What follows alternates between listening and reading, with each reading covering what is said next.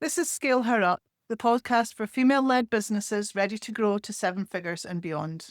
I'm Dr. Brenda Hector, business coach and champion for women in business, on a mission to change the stats and help more women scale successfully. Each week we share real stories, tools and tactics to help you build a business that supports the life you want. Follow the show and come join our Scale Her Up Facebook community. You don't have to do this on your own. And thank you. Today, I'm delighted to welcome Deborah Creamer, who's the Managing Director of Optimat Limited. Deborah, thank you very much for joining me on the show. Thank you for having me, Brenda. So the first question, always the same. Tell me about Optimat Limited. What is it that you do? Well, sometimes it's quite challenging to explain what Optimat does. I think we're probably best described as a strategy and innovation consultancy. We work mostly with the public sector, research sectors, so you have academics and also sort of SMEs, sort of like companies that they're starting out on their technology development. So we really aim to support sort of strategies, plans, initiatives through sort of research and analysis. So that could be anything from sort of looking at market opportunities in digital health for Scottish companies, right through to, as I say, maybe supporting spinouts and startups with the development of business plans and market entry strategies. So really quite a broad brushed approach to what we do. So what are the skill sets then within the organization? What are the challenges that you're solving for your customers? So everyone who works from Optimat typically comes from a technology background. So I'm actually a materials engineer by background. We have microbiologist, biotechnologist, we have a mechanical engineer, and we have a couple of people who are involved in sort of sustainability, sort of environmental, through to the environmental side of things. So what we would then really do is like kind of applying our knowledge and skills and expertise. We would to say our research that could be desk-based research, so you have to be literature reviews and market analysis. Also, a lot of stakeholder engagement. So we would be, speaking to could be people sort of right across the board and at different levels of seniority in organisation. And really, we are gathering evidence, and the evidence we gather, we then analyse essentially to answer our client questions. So what we do is very, very customised to the customer's needs. And so what an SME requires, for example, could be very different to what a university requires or what a public sector client requires. Public sector clients could be anything from Scottish Enterprise, Innovate UK, DESNES, so like kind of UK government departments. So very, very interesting, very broad spectrum of organisations we work for. So how did customers come to you then? They put something out to tender and you apply for it, or Yeah. It certainly in the public sector, it tends to work very much that way. So through the public sector procurement rules. However, on a lot of the university work is word of mouth. So we've maybe worked with one university department or one group, and they have then recommended us to someone else within the university. So sort of a lot of the work from that perspective comes that way. Similarly, with companies, they're either recommended, we're recommended to them by a client we've worked with before, or they've heard about our work. Very occasionally, we just get random inquiries through our website. You say, I'm looking for a market research plan, or I'm looking for a business plan. Can you help me? So that tends to be the ways in which we engage. We also, obviously the public sector, you can really do business development per se, but we're trying to be quite active on LinkedIn and social media. We go to a lot of events, and it's really about profile raising and awareness raising. Sounds really interesting, actually. What's the most interesting project or job that you've worked on? What's been most interesting for you? Gosh, I mean, it's so we've done so much. Obviously, I've worked for the company for 27 years now. So, so I've done a lot in my time.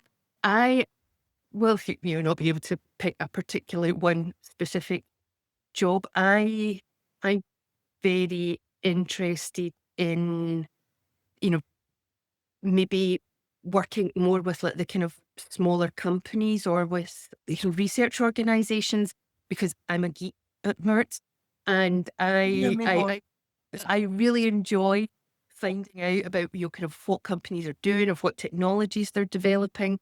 So actually, one that I did, it was for Enterprise Ireland, and we do a lot of sort of technical and commercial evaluation of R&D grant applications. And it was a company in Ireland were developing a medical device, and it was for thrombectomy. So if someone's had a stroke, to remove the blood clot. And actually, as it turned out, the head of R&D was a materials engineer as well. Oh, we had a great time, and it was such an interesting project. And we had a great chat about materials and why they used this and they didn't use that. So anything quite techy, I really enjoy. Fantastic. Yeah. So tell me so you're managing director.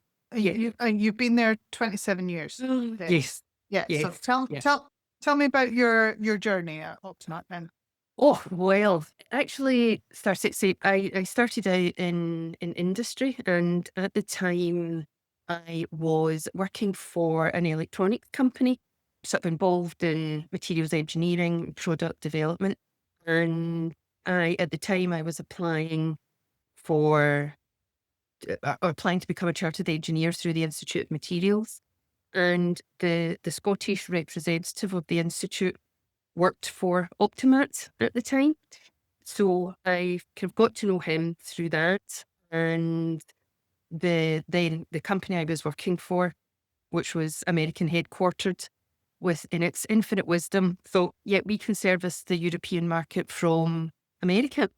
So they started closing a lot of their European outlets, ours included. So I was looking for a job, and at the time Optimat were looking to expand their consultancy base. So it was really through that connection so they were looking for someone with materials expertise. So that was really how I started working at Optimat. And sort of from there, started off as a consultant, over time became a senior consultant. And it was actually when the company became employee-owned at the end of 2017 that one of the directors decided that at that point he wanted to move on and do other things. So I became a director of the company at that point. And then, as the company owners at the time have gradually retired or semi-retired, I, at the end of last year, took over as managing director, and so continuing to work with the two other company directors. So tell me about this employee ownership then, because we touched on it just before I hit record. Actually, it's becoming more common, but not really that known or understood. Yes. I think so. Yes. Yeah. So talk me through what happened there then. Well, I'd say it was probably around 2016, 2017. At the point that our managing director, who was the company founder, he was starting to think about retirement. And we had two other directors who at that point were probably in their sort of mid to late 50s. So again, we're starting to have an eye on retirement. So we were sort of thinking, well, what do? We didn't want to, so Angus, who was our managing director at the time, we didn't really think his daughters would want to run the company. So we were like, well, management buyout. And she thought, well, there's people with families, with mortgages. And he thought, do we really want to take on that financial burden as well? And we stumbled across employee ownership a bit by accident. It was on the Scottish Enterprise website. I had gone in to look for something else, and I can't even remember what. And it was in the front page that they had an online workshop about employee ownership. We thought, that's quite interesting. So we attended that, and we were actually supported by Scottish Enterprise to become employee owned. So, effectively, what it means is that the Optimat, and there's an Optimat trust, we have essentially bought the company from the departing project, the departing company owners. So that was the directors at the time. And actually, at the end of the financial year, we will have freed ourselves from the financial burden. We will effectively be a fully employee-owned company. So what it means is that we now don't have one person or a small number of people who own the company, and then you start getting into the same issues again in the future. So what happens when they want to retire? So it's Yes. easier for succession. Yes, it's Yeah. really succession planning. So, that would be us. So now that, we're really, the world is our oyster. We can now progress in whichever way we think suits the company best. And one of the big benefits is that all of the employees, they have a say in how the company is run. It's not just me or me and the other directors say, we'll do this, we'll do that. We do like to encourage everyone to think, do you have ideas? Are there markets you think we should be looking at, or are there services you think we should be developing? And, everyone has the opportunity to provide that input. And, we make decisions. I don't say we make all decisions collectively, but, the big decisions that affect the company, we do make them collectively. So I think it just gives people that kind of sense of the culture of the company and the sense of ownership, and the feeling that they can make a difference without being too evangelical about it. So I'm just thinking, so any business has probably got like people that have more recently joined and others that have been there a longer time. Yeah. If suddenly being employee owned and everybody having a say in how things are run, are is that like a massive learning curve for some people, or how do you support, how does that work? Yeah. I mean, to be honest, it works really well in Optimat, because even before we became officially employee owned, we kind of operated that way anyway. We were very open. If anyone wanted to see the bank balance, anyone wanted to see the business plan, it was there for them to have a look at. If anyone had any questions, it's it was never there was never sort of like a scary managing director or a scary director that you didn't feel you could approach. So it wasn't a massive shift when we became employee owned, and we've really just maintained that culture. I mean, interestingly, we did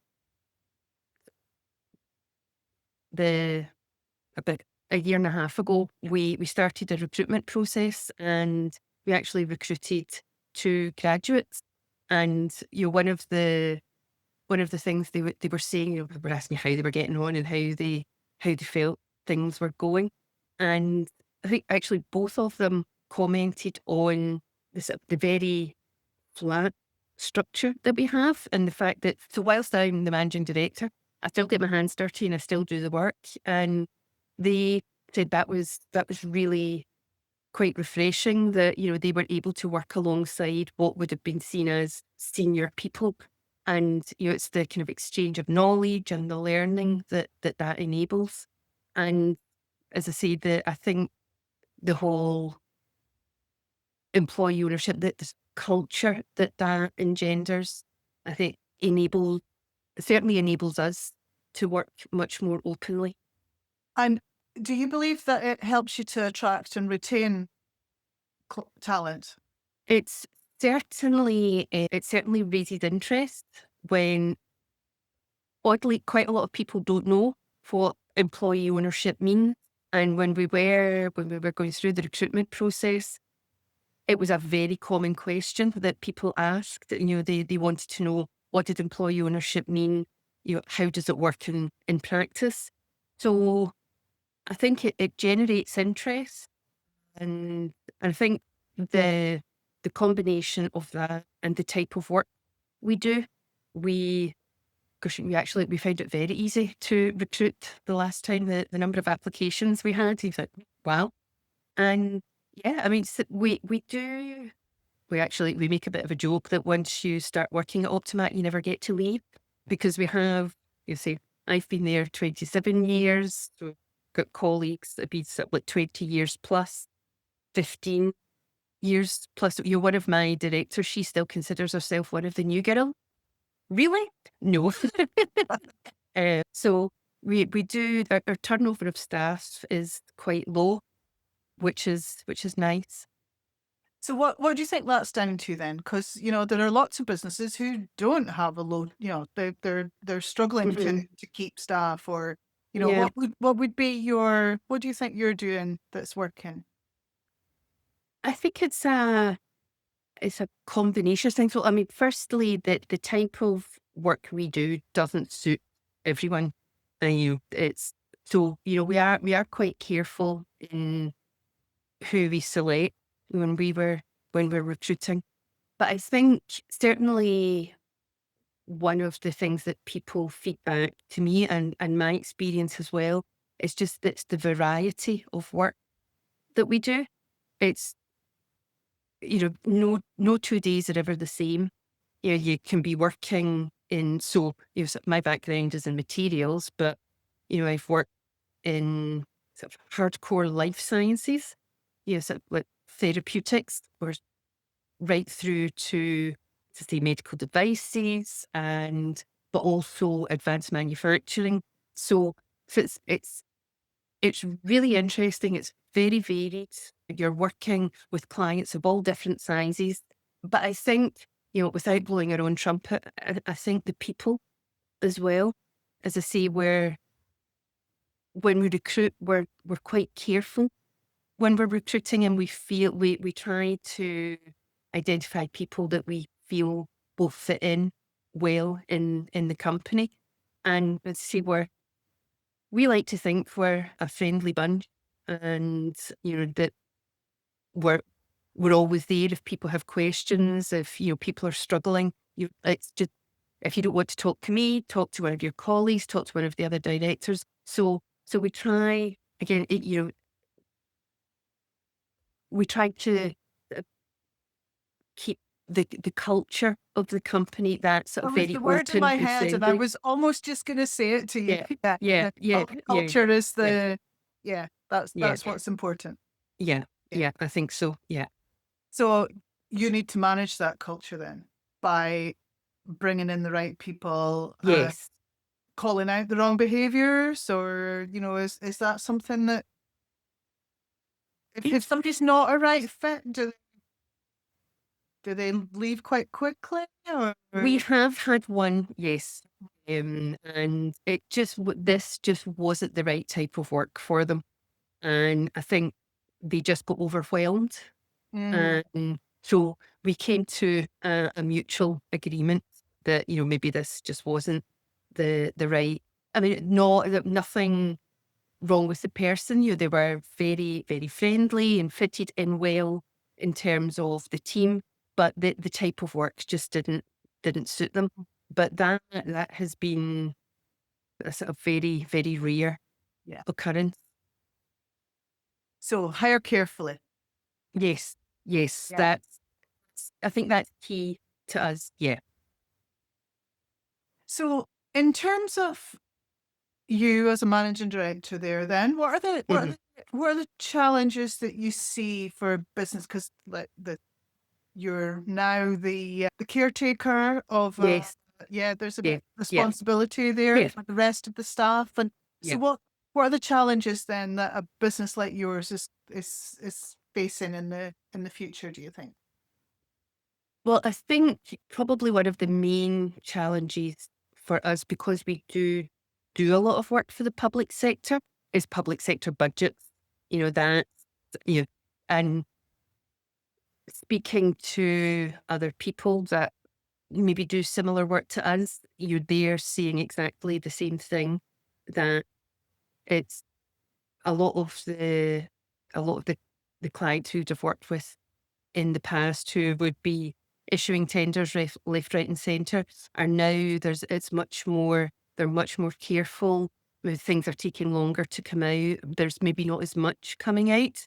So whilst maybe in the past we we were very Scottish focused, we are sorry, excuse me. We're now sort of looking UK wide. We also we do have a couple of European Commission funded projects as well. So that's another area where we have involvement. So we're trying to sort of very much spread the customer base so that we're reducing the risk. The risk. Yeah. And we're also, whilst we have worked with the private sector, it's not, I mean, we do work with the private sector, it's not a big part of our business. That's something that we are investigating more. And we're starting to look at maybe some new products and services that we can develop and deliver to private sector clients. So again, spreading that customer base. So due to macro environmental factors, the macroeconomic factors, isn't it? You're having to pivot a bit. Yes. Yeah. And maybe just look further than we maybe have looked in the past. And then change, add some additional services. Yes. Yeah. And is that something that's happened? I mean, 27 years is a long time, and obviously the business has been going longer than that. Is that something that's had to happen over the years? It had. I mean, the company was actually set up, or Angus, who was our managing director at the time, it was set up as a materials consultancy. So Optimat actually is shortened was Optimum Materials. Oh. So it was at the time they felt that there was a gap in the market for the provision of this sort of consultancy in Scotland. And whilst there was, it became very apparent very quickly that, yes, Scottish companies thought this was a great idea, but they weren't willing to pay for it. So, not that we've got a reputation or anything. I know. So probably not long after the company was set up, they'd think, well, this isn't going to work if we just carry on doing this. So that was really when they started looking a bit more at some of the sector development work and the economic development work. So when the company had been running for about 10 years when I joined. So at that time, I had doing a lot of work in Scotland, but also for what was the Department of Trade and Industry at the time.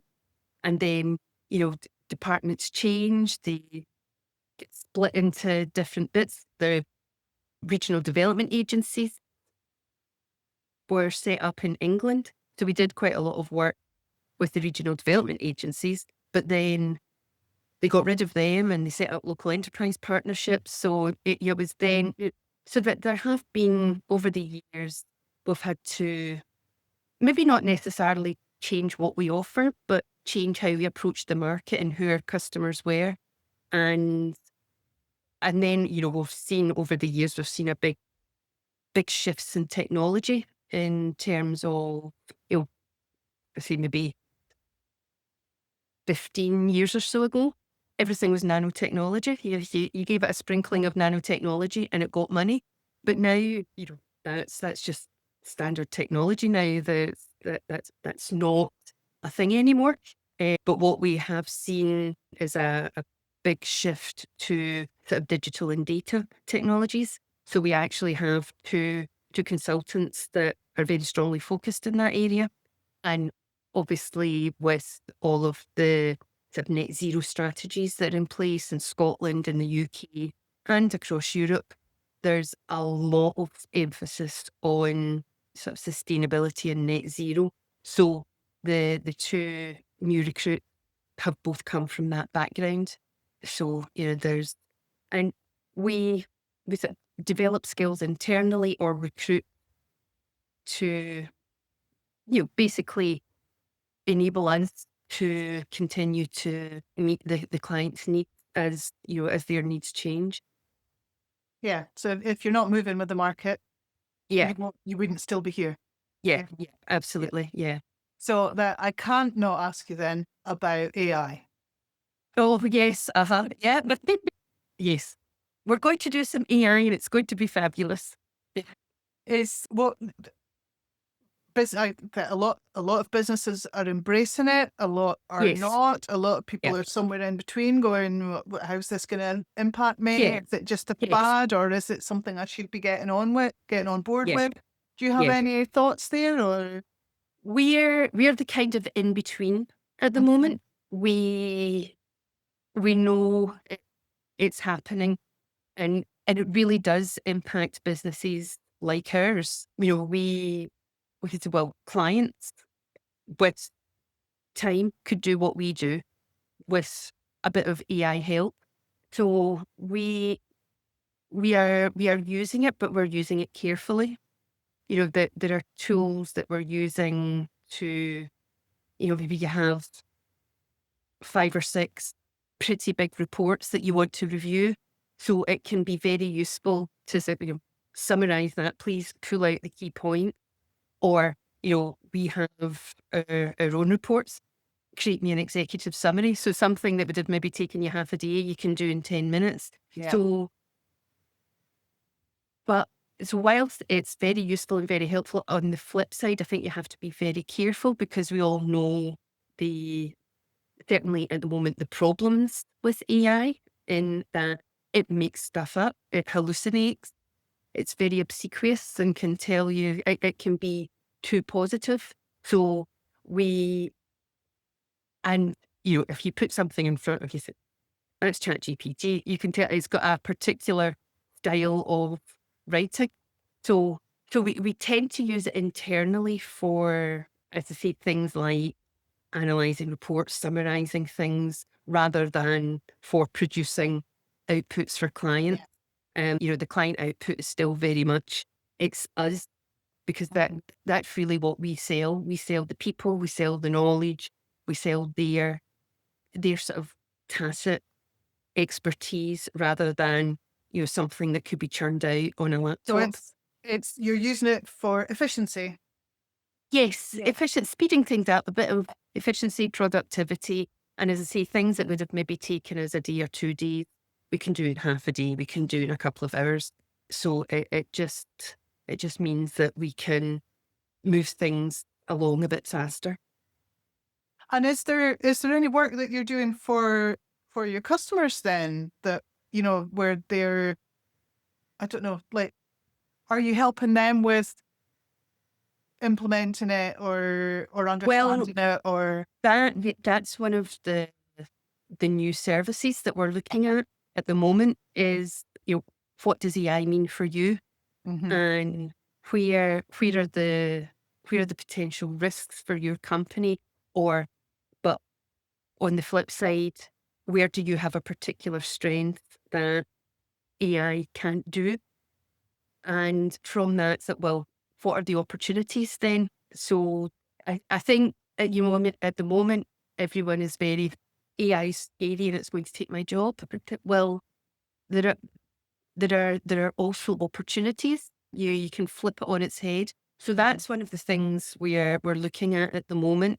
And then, how can companies use, and you don't need to be an AI expert. It's about using simple tools and things that you maybe wouldn't think, oh, actually, that is AI.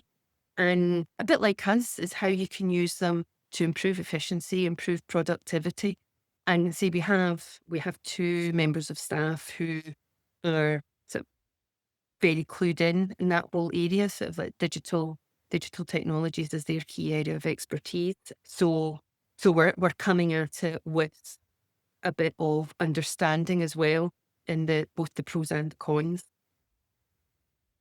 Well, it's definitely made a difference to my podcast because it makes the editing and the transcribing and Yeah. the Yeah. summarizing much Yeah. easier. So yeah, we're getting Absolutely. through Yeah. these a lot quicker now. So Yes. yeah, Yes. When we're doing stakeholder interviews, you're transcribing the discussion is so much easier than furiously writing copious notes and then going back.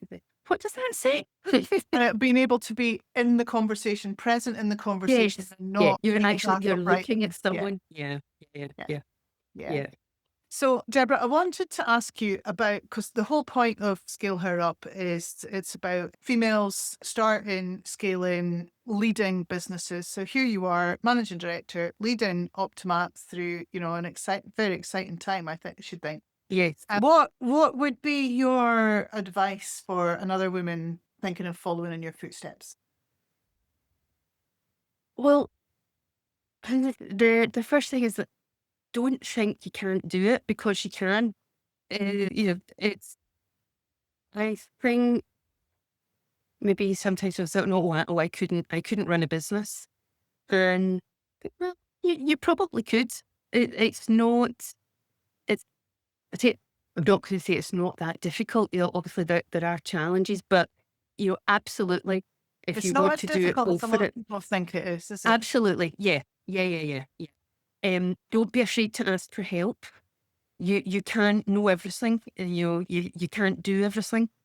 I say the type of company we are. See, I don't just sit in an office and tell everyone what to do. I am involved in sort of day-to-day delivery of work to clients as well.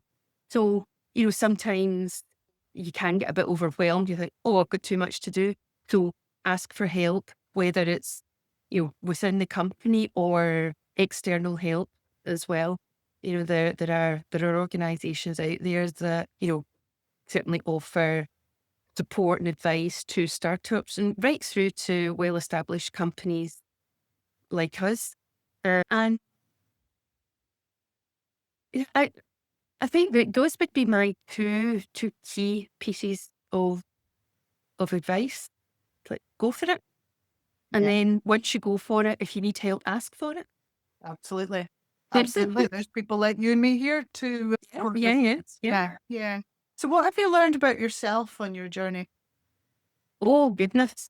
You I think and I think a lot of people suffer from this is a bit of imposter syndrome. Mm-hmm. And I know when I first started working at Optimat, it was quite different because I had come from a sort of materials research background, so sort of very hands-on. I knew what I was doing there. And then I started working for Optimat. And so whilst I was able to apply my technical knowledge, I was applying it in a very different way. And sometimes you think, I don't know what I'm doing. But then it was kind of like a light bulb coming on. It's like, actually, I'm quite good at this. So I think it's having faith in myself that Mm-hmm. actually, I can do it. And yeah, you always learn. Even now, there are still things that come up and think, oh, I don't know how I would do that, or oh, I've never seen that before, or why are they asking for that? But I think it's just, as I say, it's like having that faith in myself that I can do it, and then obviously sort of taking on the management role as well is very much that. Well, you know, if it was not me, who else would it be? I'm as good as anyone else. Yeah. So yeah, yeah, I think that was the key for me. So you had a bit of imposter syndrome and then you realize you're as good as anyone else. Yeah, yeah, If that could be yeah, the journey that everybody goes through, that would be, yeah. yeah. It was. It was very much that actually I can, and I'm quite good at it. We're running out of time. So I've got two questions. Yeah. Okay. I've got question A and question B. Okay. You can choose which one you want. So what advice you would give to your 18-year-old self if you could go back? Mhm. Or anything else that you want to add to the conversation that I haven't asked you yet? Those are the two I usually end with. Yeah. I don't know Yeah. which one. Yeah. I think the 18-year-old me is go with the flow. You sort of, and it's actually, I see it more and more, sort of like we've got sort of young adult children, and from a very, very early age at school, it's like, well, what are you going to do? What are you going to do at university? What's your career going to be? And I think it's very much you're being funneled into this is the route you're going to take, and it's it never works out like that. So don't get hung up on it. If you had said to me at 18, who you had just started a degree in materials engineering, that I was going to be a managing director of a strategy consultancy, what? But no, I'm going to be working in British Steel. So yeah, I think you don't get hung up on what you think your career progression is going to be, because there are, to open your mind to opportunities that come your way. That's brilliant. Brilliant advice to your younger self, to your young adult children. Thank you for that terminology, because I have those as well. Good, and they're not Yes. teenagers, and I didn't know what to call them. So thank you for Yeah. that. Yes. And actually, to any of us at any age, you Yeah. know, Yeah. who Mhm. be open to the opportunities. Yes. I think that's fabulous. Deborah, thank you so much for being on the show. It's been a real pleasure having you here. Thank you. Thank you very much for the chat. I was sort of worried if I would have anything to talk about. And then we've run out of time. So there's no. Yes. So only 1 in 3 UK entrepreneurs are female, and men are 5 times more likely to scale past £1 million in turnover than women. When we match them, we'll add 250 billion to the UK economy and create millions of jobs. That's why Scale Her Up exists, to change those numbers one business at a time. Thanks for listening today. If this episode helped you, please follow the show, leave a review, and share it with another female business owner who needs to hear it. Join our Scale Her Up Facebook community and connect with me, Brenda Hector, on social media. I love hearing which episodes resonate with you. You're capable of more than you think. Keep going. We're scaling up together.